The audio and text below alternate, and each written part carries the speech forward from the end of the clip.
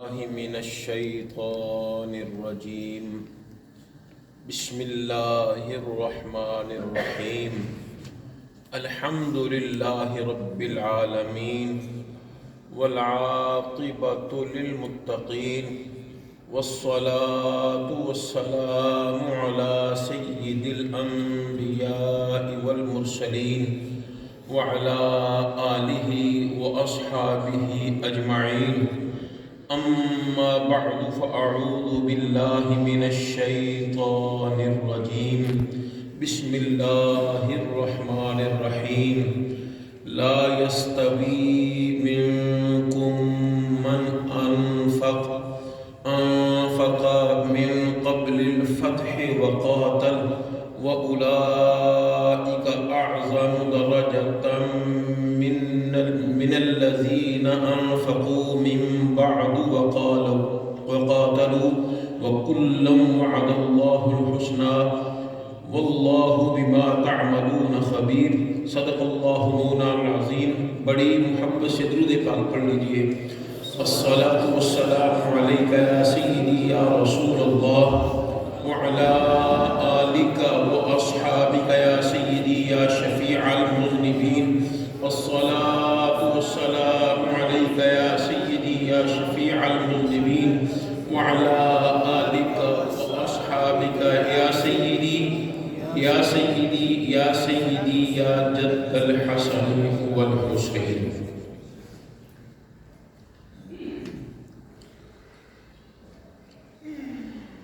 پچھلے جمعے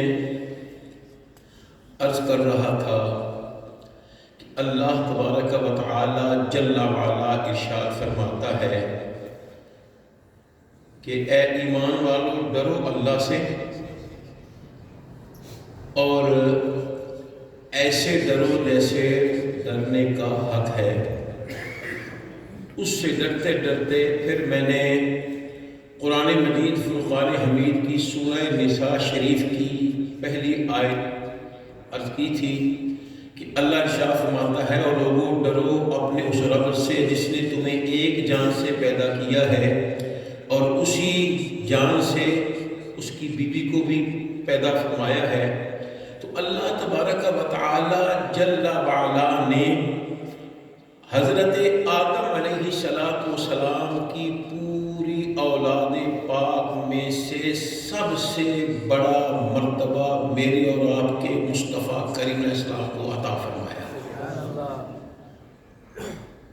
اور اللہ تبارک و تعالی جل وعلا نے ارشاد فرمایا کہ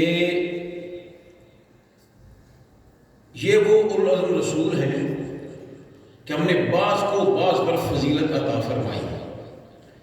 ایک وہ ہے کہ جس کو ہم نے اپنے ساتھ ہم کلامی کا شرف عطا فرمایا اور ایک وہ جس کا ہم نے درجہ بلند کر دیا. تو یہ سارے نبی ہیں، رسول ہیں اور مصطفیٰ علیہ السلام جو سارے رسولوں کے رسول ہیں. پھر اللہ تبارک و تعالی جل وعلا ارشاد فرماتا ہے وَمَن يُطِعِ اللَّهَ فَالرَّسُولُ کہ جس نے بھی اطاعت کی اللہ کی اور اس کے رسول کی تو اس کا انجام ان کے ساتھ ہوگا جن پر اللہ تعالیٰ نے انعام نازل فرمایا ہے. اور وہ انعام یافتہ لوگ کون ہیں؟ نبی ہیں، صدیق ہیں اور شہید ہیں اور ولی ہیں. وَحَسُنَ أُولَٰئِكَ رَفِيقًا اور ان لوگوں کی سنگت کتنی پیاری ہے. اس پر تو بات اگر موقع ملا تو عرض کروں گا، لیکن جو بات کرنا چاہ رہا ہوں نیچے آئیں تو ولی، اوپر شہید، پھر صدیق، پھر نبی. تو اللہ تعالیٰ نے نبیوں کے بعد کس کو درجہ عطا فرمایا ہے؟ جو قرآن فرما رہے ہیں وہ ہیں صدیقین. اور صدیقوں میں سے بھی سب سے بڑا مرتبہ کس کو عطا ہوئی ہے وہ ہے، ذرا فرمائیے کہ اللہ تعالیٰ نے محبوب کریم علیہ السلام کو جو اصحاب عطا فرمائے، جو آپ کے صحابی بنے، ان کا درجہ سب سے بلند ہے. ذرا غور کیجیے نا، اللہ اکبر، کہ اللہ تبارک و تعالی جل وعلا بھی ارشاد فرما ہے والذین آمنوا وہاجروا وجاہدوا فی سبیل اللہ، اور وہ لوگ جنہوں نے ایمان قبول کیا پھر ہجرت کی اور اللہ کے رستے میں جہاد کیا، والذین آووا ونصروا، اور وہ لوگ جنہوں نے ان کی مدد کی، ان کو رہنے کے لیے جگہ دی، اولئک هم المؤمنون حقا، یہ سارے کے سارے پکے ٹھکے مومن ہیں، ان پر کوئی اعتراض نہیں بنتا۔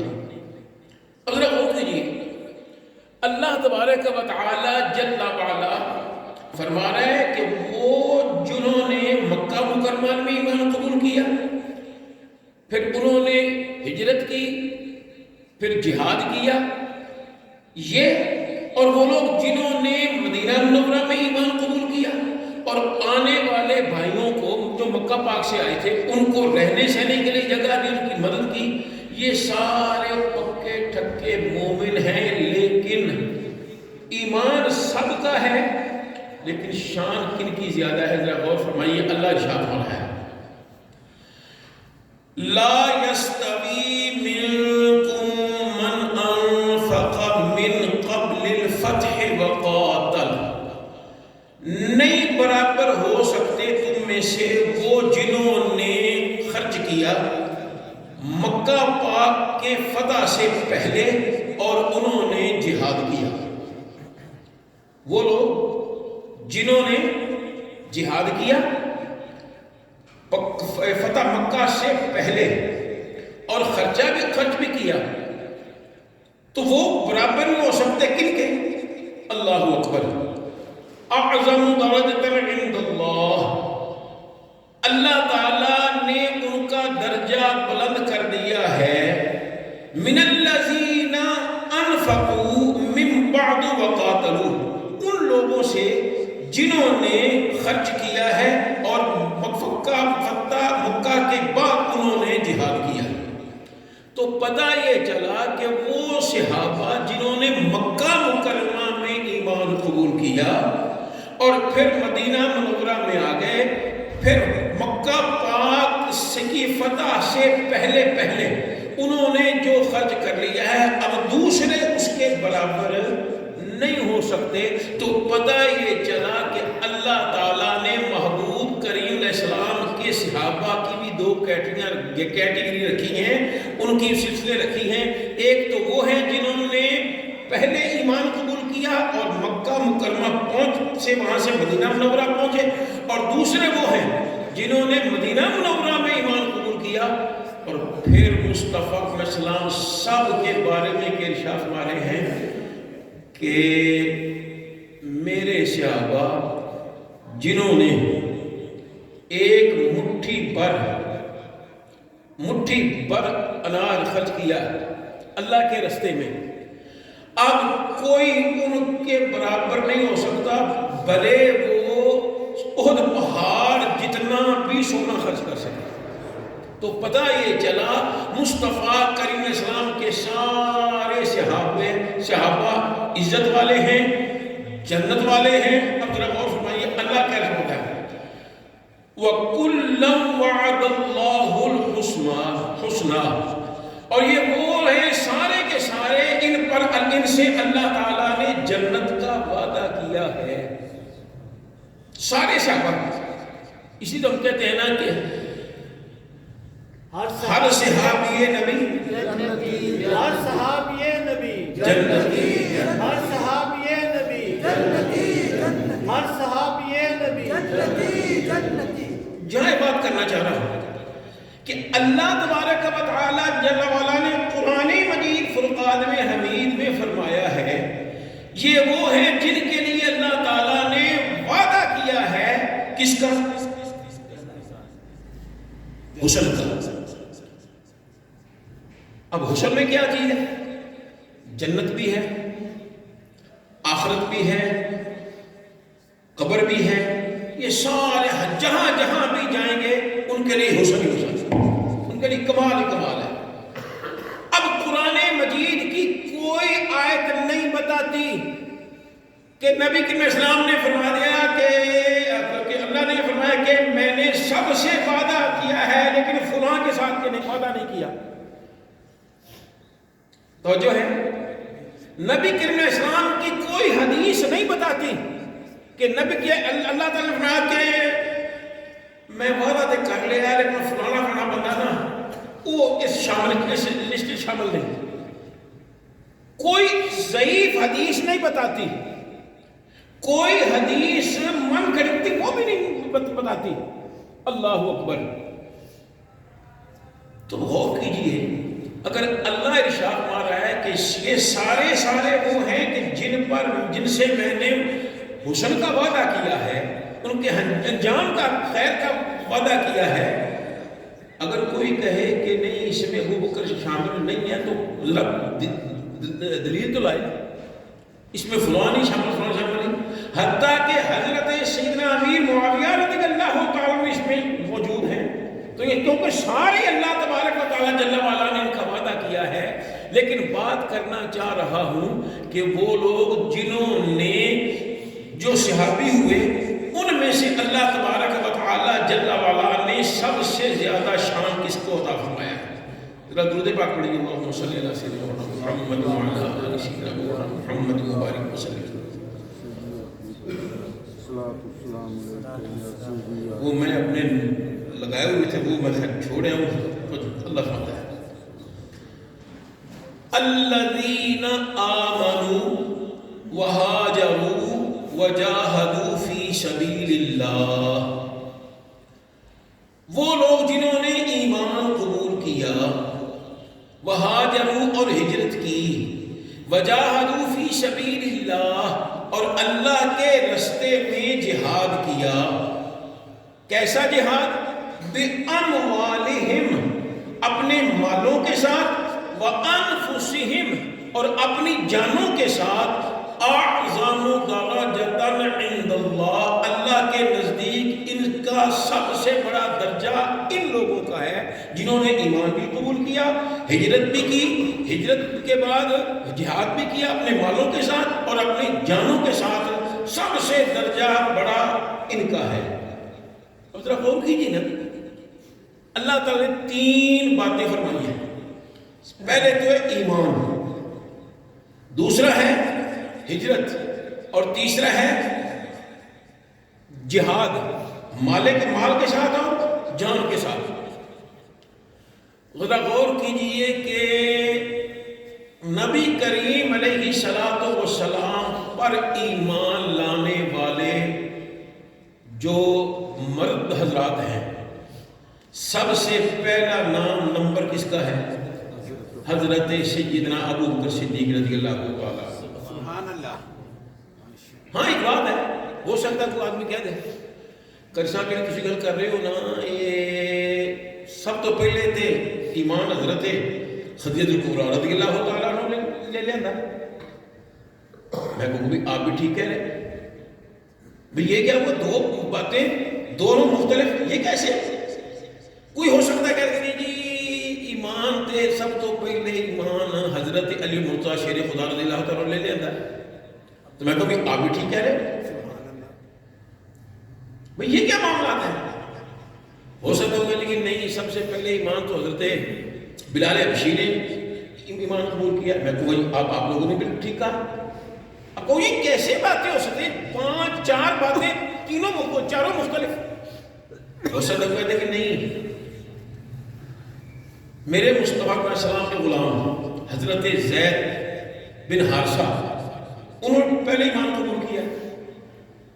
سرکار تو ان کے پاس ان کو لے کے آئے تھے کعبہ شریف کے قریب. آپ نے فرمایا سن لو, جو جانتا ہے نہیں جانتا سن لو, میں نے اس کو اپنا بیٹا بنایا.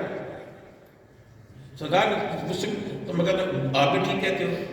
تو اس کی تطبیق کیا ہوگی؟ علماء فرماتے ہیں کہ آزاد کردہ غلاموں میں سے پہلے ایمان قبول کرنے والے حضرت سیدنا بلال حبشی رضی اللہ تعالیٰ عنہ کی ذات ہے, اور غلاموں میں سے سب سے پہلے ایمان قبول کرنے والی ذات حضرت سیدنا زید بن حارثہ رضی اللہ تعالیٰ عنہ ہے. پھر عورتوں میں سے سب سے پہلے ایمان قبول کرنے والی ذات حضرت سیدنا خدیجہ کبریٰ رضی اللہ تعالی عنہ کی ہے، اور بچوں میں سے سب سے پہلے ایمان قبول کرنے والے حضرت سیدنا علی مرتضیٰ شیر خدا رضی اللہ عنہ۔ لیکن مردوں میں سے جو میں نے پہلے لفظ کہا تھا کہ مردوں میں سے سب سے پہلے ایمان قبول کرنے والی ذات حضرت سیدنا ابو بکر صدیق رضی اللہ تعالی عنہ کی ہے، تو پتہ یہ چلا کہ حضرت سیدنا ابو بکر صدیق رضی اللہ تعالی عنہ آپ ایمان لانے میں اول ہیں۔ پہلی بات کیا ہے؟ ایمان کی۔ دوسری بات کیا ہے؟ مہاجر، جنہوں نے ہجرت کی۔ تو جس طرح حضرت سیدنا ابو بکر صدیق رضی اللہ تعالی عنہ ایمان لانے میں سب سے اول ہیں، اسی طرح ہجرت کرنے میں بھی میرے مصطفیٰ علیہ السلام کے یہ پیارے یار حضرت سیدنا صدیق اکبر رضی اللہ تعالی عنہ آپ ہجرت کرنے میں بھی افضل ہیں۔ کیوں؟ اس لیے کہ کسی نے ہجرت کی ہے تو اپنے بیٹے کے ساتھ، کسی نے ہجرت کی ہے اپنے ماموں کے ساتھ، کسی نے ہجرت کی ہے تو اپنے چچا کے ساتھ، کسی نے ہجرت کی ہے تو اپنے کزن کے ساتھ، کسی نے ہجرت کی ہے تو اس نے اپنے کسی دوست کے ساتھ۔ لیکن قربان جاؤں حضرت سیدنا ابو بکر صدیق رضی اللہ تعالی عنہ کے کہ آپ نے ہجرت بھی کی تو نبیوں کے نبی صلی اللہ علیہ وسلم کے ساتھ۔ سبحان اللہ۔ میرے مصطفیٰ کریم علیہ السلام تشریف حضرت ابو بکر صدیق حاضر ہوئے سرکار کی بارگاہ میں، عرض کی یا رسول اللہ صلی اللہ علیہ وسلم ہجرت کا حکم ہوا ہے، اجازت دو تو میں بھی چلا جاؤں۔ تھوڑا انتظار کرو، ہو سکتا ہے اللہ تعالیٰ کو بہتر ساتھی تمہارے ساتھ لگا دے۔ پھر نبی کریم علیہ السلام خود حضرت ابو بکر صدیق رضی اللہ تعالیٰ عنہ کے گھر گئے۔ سارے جاتے ہیں سرکار کے گھر، اور سرکار آ رہے ہیں ابو بکر صدیق کے گھر، اور ہمیں کیا حکم ہے؟ ہمیں کیا حکم ہے؟ جو مہینہ اللہ کیا فرماتا ہے؟ وَلَوْ أَنَّهُمْ إِذْ ظَلَمُوا أَنفُسَهُمْ جَاءُوكَ فَاسْتَغْفَرُوا اللَّهَ وَاسْتَغْفَرَ لَهُمُ الرَّسُولُ لَوَجَدُوا اللَّهَ تَوَّابًا رَحِيمًا۔ محبوب تیرے امتی میرے بندے جب اپنی ظلم پہ اپنی جانوں پہ ظلم کر لیں تو تیری بارگاہ میں حاضر ہو جائیں اور پھر آ کے استغفار کریں، محبوب تو بھی ان کی سفارش کر دے۔ لوجد اللہ توابا رحیما، وہ تو ہے ہی اللہ توبہ قبول فرمانے والا اور رحم فرمانے والا۔ تو ہمیں حکم ہے سرکار کی بارگاہ میں جانے کا، اور قربان جاؤں حضرت بکر صدیق کی وہ ذات ہے کہ نبی کریم صلی اللہ علیہ وسلم کے گھر آئے، اور سرکار نے کیا فرمایا؟ پیارے ابو بکر، اگر تجھ پر الزام یہ ہو کہ محمد صلی اللہ علیہ وسلم، سرکار اپنی بات کرا رہے ہیں کہ ان کو مکہ پاک سے لے جانے والا تو ہے، اور تجھے مار مار کر ادموا کر دیا جائے، اور ایک طرف دوسری بات ہو تو عرض کی یا رسول اللہ صلی اللہ علیہ وسلم اگر مجھے مار مار کر ادموا کر دیا جائے، دوسری طرف میرے پاس میرے سامنے سونے اور جواہرات کے ڈھیر رکھ دیے جائیں، پوچھا جائے کہ کیا کس طرف جانا چاہتے ہو، تو میں تو سرکار کے ساتھ ہی جانا ہے۔ تو پھر میرے مصطفیٰ علیہ السلام نے حضرت ابو بکر صدیق رضی اللہ عنہ کو ساتھ لیا، ہجرت کی۔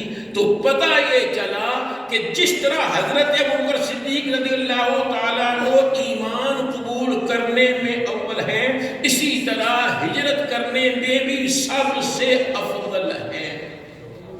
اب بات آ گئی جہاد کی، اور جہاد بھی قرآن مجید فرما رہا ہے دو چیزوں ساتھ ساتھ کے ساتھ، ایک تو یہ ہے مال کے ساتھ اور دوسرا جان کے ساتھ۔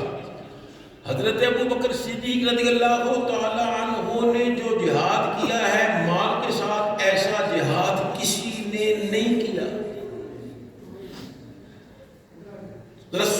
غور کر لیجئے کہ حضرت عثمان غنی ذو النورین رضی اللہ تعالی عنہ نے جب نبی علیہ السلام نے ارشاد فرمایا کہ غزوہ تبوک کے لیے نکلنا ہے، بڑا کٹھن سفر ہے اور گرمی بھی بڑی ہے، تو اللہ کے راستے میں اکٹھا کو خرچ کرو، تو حضرت سیدنا عثمان غنی ذو النورین رضی اللہ تعالی عنہ نے 300 اونٹ ماں ساز و سامان پیش کر دیا۔ نبی کریم علیہ السلام نے ارشاد فرمایا سفر بڑا کٹھن ہے اور ہمت کرو۔ حضرت عثمان غنی رضی اللہ عنہ نے رسول اللہ صلی اللہ علیہ وسلم میں 300 اونٹ ماں ساز و سامان پھر رد کرتا ہوں۔ اس کار میں ماشاءاللہ اچھی بات ہے، پھر آپ نے اور ہمت کرو۔ حضرت عثمان غنی رضی اللہ عنہ پھر عرض کیا رسول اللہ صلی اللہ علیہ وسلم یہ 300 اونٹ ماں ساز و سامان۔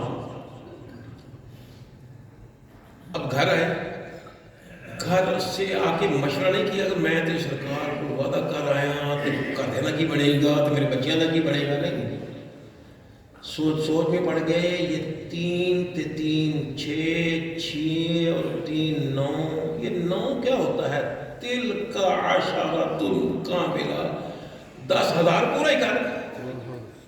پھر اس کے علاوہ 50 گھوڑے سرکار کی بارگاہ میں پیش کر دیے، اور جو مال ہے وہ اس انداز میں کہ بوریا تھی، اس میں انہوں نے سامان جتنے بھی پیسے بنتے تھے سرکار کی بارگاہ میں، تو میرے مصطفیٰ علیہ السلام کے سامنے ڈھیر کر دیے۔ تو سرکار نے کیا کیا، ہاتھ ڈالا اور یوں سبحان اللہ، سرکار نے ارشاد فرمایا میرا عثمان کوئی بھی عمل نہ کرے جنتی ہے۔ سبحان اللہ۔ لیکن حضرت عثمان غنی رضی اللہ تعالیٰ کے پاس کے علاوہ اور بھی سامان تھا،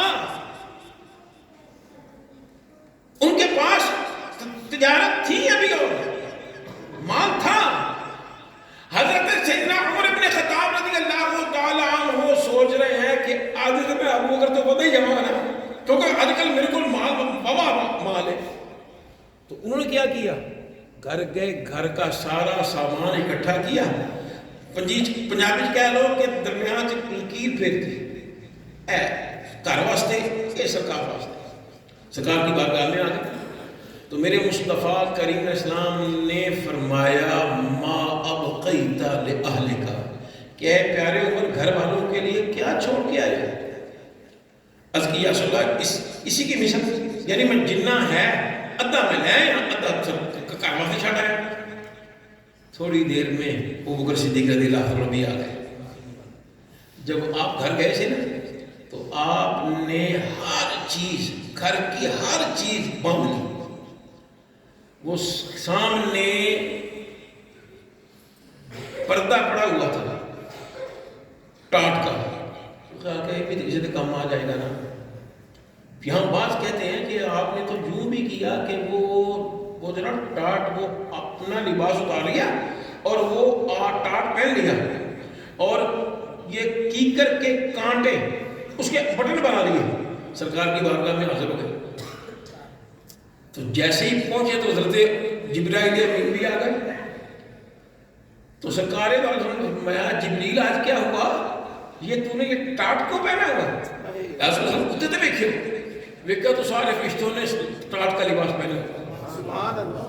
اللہ اکبر۔ تو فرمایا کہ کیا بات ہے؟ عرض کی یا رسول اللہ علیہ وسلم آج آپ کے یار نے یہ پسند فرمایا ہے تو پھر اللہ کو بھی یہ پسند ہے۔ افرا اور دیکھیے سرکار دو علیہ وسلم کی بارگاہ میں حضرت ابو بکر صدیق بھی آ گئے۔ تو سرکار نے فرمایا ما ابقیت لأہلک، کہ اے پیارے ابو بکر گھر والوں کے لیے کیا چھوڑا ہے؟ عرض کیا صلی اللہ علیہ وسلم فاللہ ورسولہ، میں نے اللہ چھوڑا ہے اور اللہ کا رسول چھوڑا ہے گھر والوں کے لیے. اپنا اللہ اور اللہ کا رسول چھوڑا ہے گھر میں. وہ کون سا رسول ہے جو گھر میں ہے بھائی؟ وہ تو سامنے ہے. تو پتہ یہ چلا حضرت سیدنا ابو بکر صدیق رضی اللہ عنہ کا عقیدہ یہ ہے کہ سرکار میرے سامنے بھی ہے، میرے گھر میں بھی ہے. آپ ذرا غور کیجئے، میرے مصطفیٰ کی اسلام کی بارگاہ میں حضرت جبریل حاضر ہوتے ہیں. حضرت صلی اللہ علیہ وسلم اللہ فرما رہا ہے کہ اپنے یار سے پوچھو. کیا؟ کہ اے محبوب اپنے یار سے پوچھو. اس عالم میں جب گھر میں کچھ نہیں ہے، ٹاٹ کا لباس پہنا ہوا ہے، کچھ نہیں ہے، اللہ سے راضی بھی ہے یہ نہیں ہے. جیسے ہی سرکار نے سنا تو آپ کی آنکھوں میں آنسو. تو حضرت ابو بکر صدیق کو جب بتایا نا اللہ یہ فرما رہا ہے تو آپ کی آنکھوں میں تو آپ نے انا رب راضٍ، انا رب راضٍ، انا رب راضٍ، میں اپنے رب سے بہت راضی، بہت ہی راضی، میں اپنے رب سے بہت ہی راضی. تو پتہ یہ چلا جس طرح حضرت ابو بکر صدیق رضی اللہ عنہ ایمان لانے میں افضل ہیں، اسی طرح ہجرت کرنے میں بھی افضل ہیں. اور جہاد مال کے ساتھ جہاد کرنا یہ بھی ان کی افضلیت کی دلیل ہے.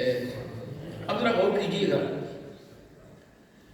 جس شخص نے مصطفیٰ کریم علیہ السلام کی بارگاہ میں اپنا سب کچھ ہی پیش کر دیا ہو، سب کچھ پیش کر دیا ہو، کوئی یہ کہے نہیں انہوں نے تے نبی پاک صلی اللہ علیہ وسلم دی شہزادی دا مال کھا لیا سی، بکواس نہ کر. ہم سیدنا صدیق رضی اللہ عنہ کے بارے میں کوئی بات سننے کے لیے تیار نہیں ہے. اگر انہوں نے کھانا ہوتا تو کچھ دیتے ہی نہ.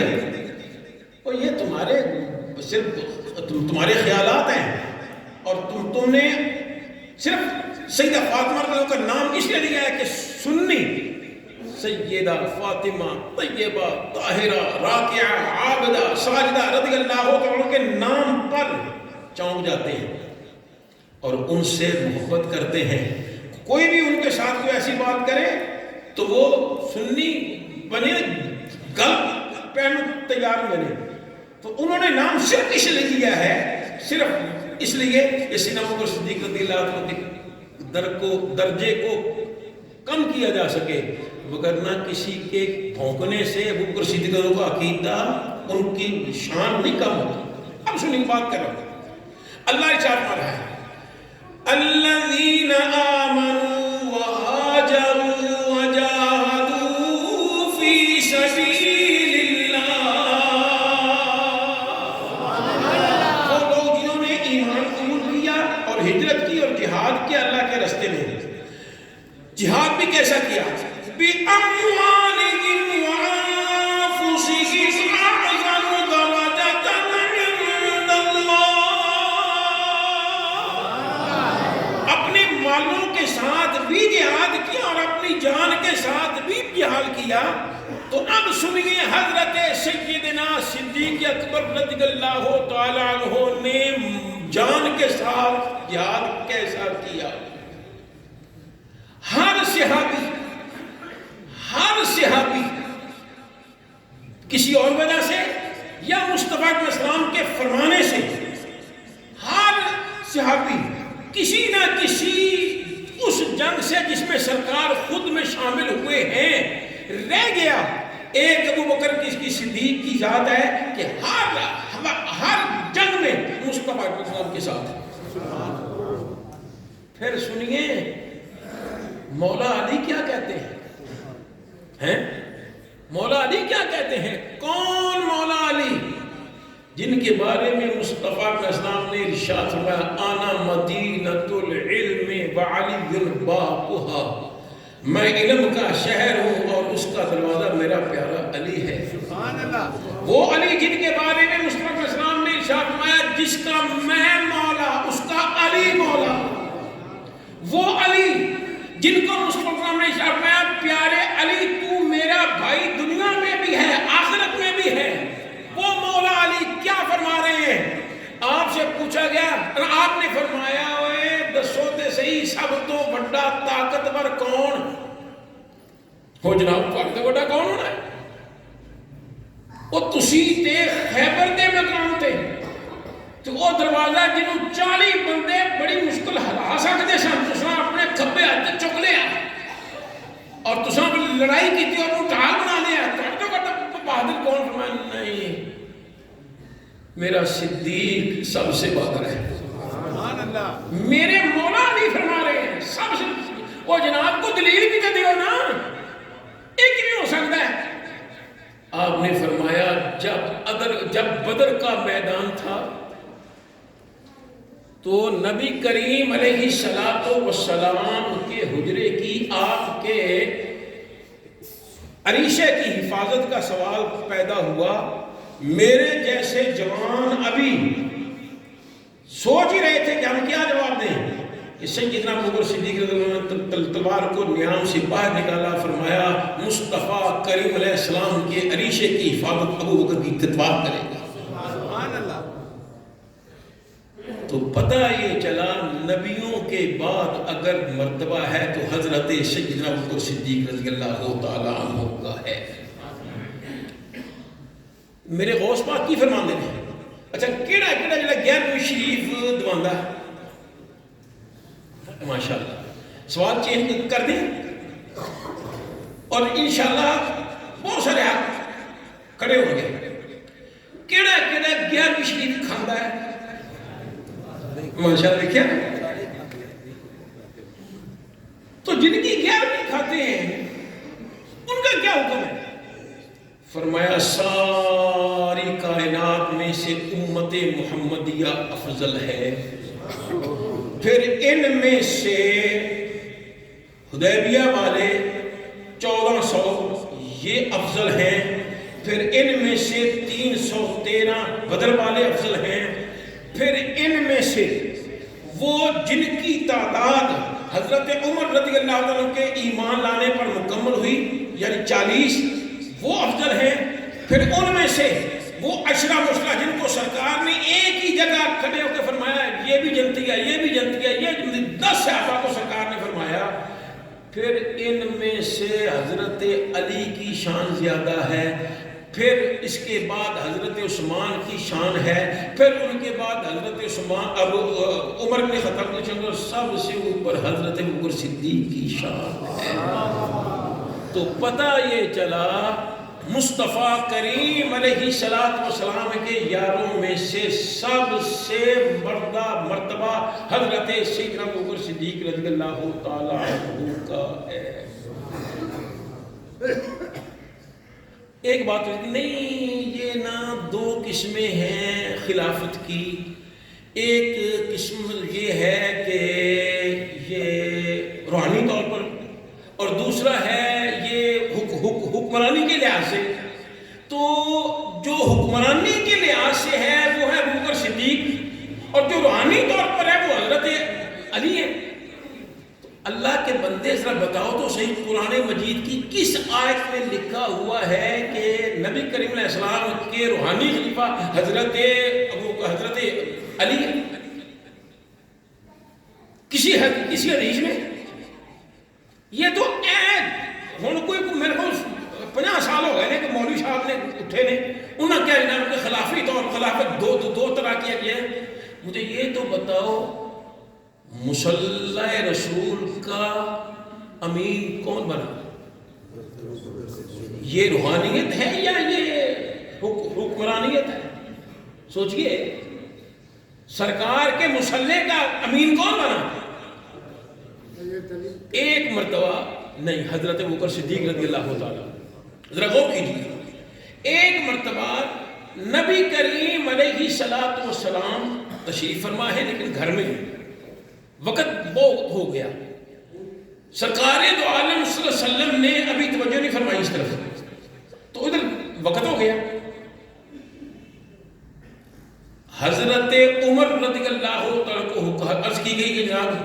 نماز پڑھا دیں. آپ نے یہ سمجھا کہ شاید نبی کریم علیہ السلام کی طرف سے حکم آیا. وہ مصلی امامت پہ کھڑے ہو گئے اور ہوا کیا؟ اللہ اکبر جیسی آواز آئی نا تو میرے مصطفیٰ صلی اللہ علیہ وسلم فرمایا نہ تین مرتبہ فرمایا جس قوم میں ابو بکر ہو تو ابو بکر کے علاوہ کسی کو ہمت ہی نہیں، اس کو ایمان بنانے کی بات ہی نہیں ہے. ابو بکر ہی ایمان ہوگا، اس کے علاوہ کوئی ایمان نہیں ہوگا. پھر وہ بخاری شریف کی حدیث نبی علیہ السلام کی ظاہری حیات طیبہ کے آخری ایام ہے. نبی علیہ السلام نے ارشاد فرمایا مرو ابا بکر فلیصلی بالناس، ابو بکر کو کہو کہ لوگوں کو نماز پڑھا دے. آپ کی بارگاہ میں کی یا رسول اللہ صلی اللہ علیہ وسلم حضرت ابوبکر صدیق تو بڑے تھوڑے در دل کے ممالک ہیں. وہ کہنا مسکنا یہ کہہ لو کہ انہاں دی طبیعت اداں دی ہے کہ تواڈے جگہ خالی ویکھ کے انہاں کو نہیں رہا جانا، وہ نہیں پڑھ پاس میں. آپ نے فرمایا ابو بکر کو ہی کہو کہ نماز پڑھائے. اب تیسری مرتبہ حضرت سیدہ فاطمہ سیدہ عائشہ صدیقہ رضی اللہ عنہ کی وسلم میرے ابا جان رقیق القلب ہے، وہ جگہ خالی دیکھ کر نہیں پڑھا سکیں گے. تو سرکار میں مرو ابا بکر فلیصلی بالناس، ابو بکر کو ہی کہو کہ لوگوں کو نماز پڑھائے. وقت کافی ہو گیا لیکن آخری بات کرنا چاہ رہا ہوں.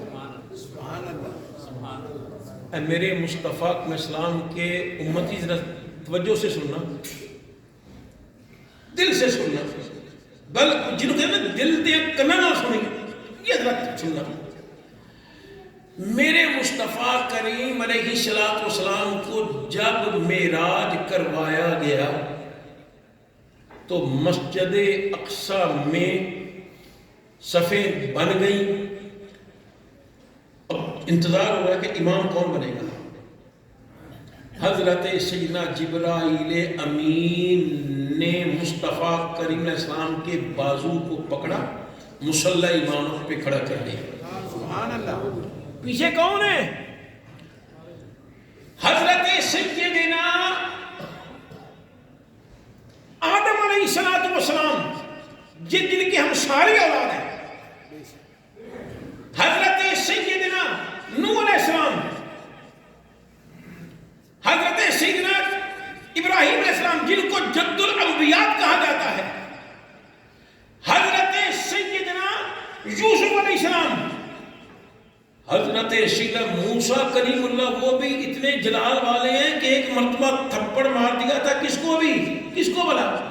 حضرت اسرائیل کو، ملک الموت کو تھپڑ مار دیا تھا. وہ جلال والے کسی نے اعتراض نہیں کیا. اب سوچئے مقام حضرت جبریل کا زیادہ ہے یا نبیوں کے نبی کا؟ حضرت جبریل جس کو بازو سے پکڑ کر مصلی امامت پہ کھڑا کر دیں، پیچھے نبیوں کوئی اعتراض نہیں کرتا، تو جس شخص حضرت سیدنا صدیق رضی اللہ عنہ کو سرکار خود بازو سے مصلی امامت پہ کھڑا کر دیں، کوئی اعتراض کیسے کر سکتا؟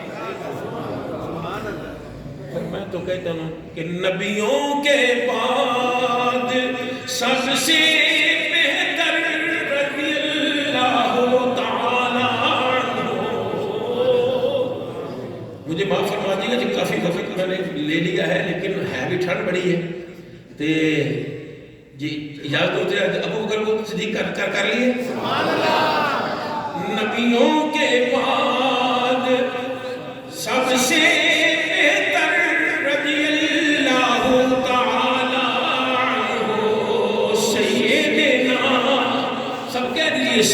سیدنا صدیق اکبر رضی اللہ تعالی عنہ، سیدنا صدیق اکبر رضی اللہ تعالی عنہ. ایڑی رکھ دی سانپ کے بل پر شہد کا فتمہ، شہد یا دل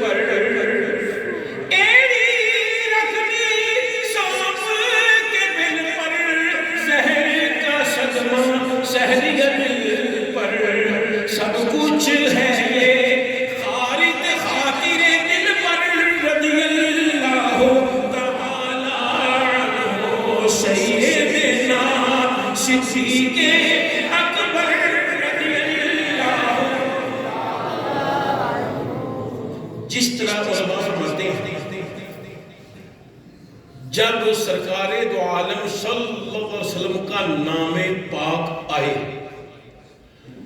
اور کوئی کہہ دے کہ جناب سرکار کا نام پاک ہے، اب درود پاک پڑھو، پڑھ لیجیے اللہم صلی علی سیدنا محمد وعلی سیدنا، جو نہیں پڑھے گا وہ گناہ گار ہوگا۔ کیوں؟ ایک تو اللہ کا حکم ہے اور دوسرا کسی نے کہہ دیا کہ پڑھ لو۔ تو بھئی میں کوئی خطیب تو نہیں ہوں، کوئی عالم تو نہیں ہوں، لیکن میں چاہتا ہوں کہ ہم سارے اس ناصری نام کا نام بلند کریں، کیونکہ یہ وہ ہیں جن کے بارے میں صاحب حضرات القدس لکھتے ہیں کہ کل قیامت کا دن ہوگا، حضرت وہ جنت کا دروازہ سرکار کی بارگاہ میں حاضر ہوگا کہ یا رسول اللہ صلی اللہ علیہ وسلم اللہ تعالیٰ نے بھیجا ہے جنت کی چابیاں یہ لے لیجیے، جنوں دل کرتا ہے جنوں کڑ کے جنت وار دے۔ آپ فرمائیں گے یہ میرے ابو بکر کے دے دو، میری تیری طرف سے ادا ہو جائے گی۔ تو بتائیے ذکر کرنا چاہیے کہ نہیں چاہیے؟ تو میں چاہتا ہوں کہ کوئی گناہ گار نہ ہو، پڑھیے سیدنا صدیق اکبر رضی اللہ تعالی عنہ، نبیوں کے بعد سب سے بہتر رضی اللہ تعالی عنہ، سیدنا صدیق اکبر رضی اللہ تعالی عنہ، سیدنا صدیق اکبر رضی اللہ۔ مانو جان سب کر والے، اللہ اللہ ہے کر ڈالے، مانو جان سب کر والے، اللہ اللہ ہے کر ڈالے، منزل صدق و عشق کا رہبر رضی اللہ تعالی عنہ، منزل صدق و عشق کا رہبر رضی اللہ تعالی عنہ، نبیوں کے بعد سب سے بہتر رضی اللہ۔ ہر صحابی نبی ہر صحابی نبی ایک بے وقوف آدمی ہے، کبھی کبھی بہت اچھا لکھتا ہے لیکن کبھی کبھی بے فکری کر جاتا ہے۔ اس نے ایک بات لکھی ہے اور لکھی تو نہیں صرف پڑھی ہے، میرے پاس وہ موجود ہے کہ جی رضی اللہ ہور ہوں گے، اسی تے علیہ السلام کہنے والے ہیں۔ تو بھائی جن سے اللہ راضی نہیں ہے ان پر سلام کیسا؟ سوچئے ذرا۔ اور تم حضرت سیدنا علی رضی اللہ تعالیٰ عنہ کو نکالتے ہو صحابہ کرام سے، اور اگر میرے علی پیارے اگر وہ صحابی نہیں ہیں تو جنتی کیسی؟ سوچئے حضرت ابوبکر صدیق کے حضرت علی کی سب سے بڑی شان یہ ہے کہ سرکار کے صحابی ہے، اور اس کے بعد آپ کی شانیں کتنی ہیں اتنی ہیں کہ ہم بیان نہیں کر سکتے، میری پگڑی گر جائے گی میں ان کی شان کو دیکھنے کی کوشش کروں گا، لیکن کچھ شان اور بلند ہوگی۔ کیوں؟ کہ مصطفیٰ کریم علیہ السلام نے ان کو گود میں لیا تھا۔ آپ جانتے ہیں سرکار نے حضرت علی کو گود میں لیا تھا جب حضرت ابو طالب کی جناب ابی طالب کی اولاد زیادہ تھی نا، تو اس وقت حضرت عباس رضی اللہ عنہ سرکار نے مشورہ کیا کہ ان کی اولاد زیادہ ہے تو ان کے کھانا پانا مشکل ہے، تو ایک اولاد ان کی لے لیں۔ تو نبی کریم علیہ السلام نے حضرت علی رضی اللہ تعالیٰ عنہ کو لیا تھا اور تربیت بھی ان کی تھی، تو پھر میرے مصطفیٰ علیہ السلام نے جب یہ فرما دیا کہ میرا علی وہ ہے جیسے میں ہوں، سرکار فرماتے ہیں، اصل جو لفظ میں کرنا چاہ رہا ہوں وہ منہ سے غلط ہو گئے، لفظ سرکار میں یہ بات سرکار فرما رہے ہیں کہ علی منی و انا من علی، علی مجھ جیسا ہے، مجھ سے ہے اور میں علی سے ہوں۔ اللہ اکبر۔ تو میرے بھائی جب حضرت ابوبکر صدیق رضی اللہ عنہ کی شان حضرت علی مان رہے ہیں تو باقی کی رہ گئے؟ میرے پاس وقت ہوتا تو میں آپ کو بتاتا کہ جتنے دیر خلیفہ رہے ہیں حضرت ابوبکر صدیق رضی اللہ تعالیٰ عنہ، حضرت علی ان کے پیچھے نمازیں پڑھتے رہے ہیں کہ نہیں؟ حضرت عمر جتنی دیر خلیفہ رہے ہیں وہ پڑھتے رہے ہیں کہ نہیں؟ وہ بھائی ایک نماز نہ پڑھنے والا اسی انہوں ولی نہیں مانتے، تو تسی نہ ایسے بندے ہوں جنہوں تسی کہہ رہے ہو کہ نہ وہ نہیں، نہ وہ کسی ایمان تے انہوں نے ایمان منگے منی بھی نہیں، کچھ نماز نہیں پڑھی، تو اس کا مطلب یہ ہوا کہ تم تو کچھ اور کہہ رہے ہو۔ ہم تو کہتے ہیں کہ میرا علی ہر مومن کا ولی ہے، بلکہ یہ نہیں کہہ رہا ہوں کہ ولیاں دا بھی ولی حضرت علی شیر خدا رضی اللہ تعالیٰ ہے۔ اللہ تعالیٰ مجھے اور آپ حضرات کو سیدنا صدیق رضی اللہ تعالیٰ کی افضل ماننے کی توفیق عطا فرمائے۔ وآخر دعوانا الحمدللہ رب العالمین۔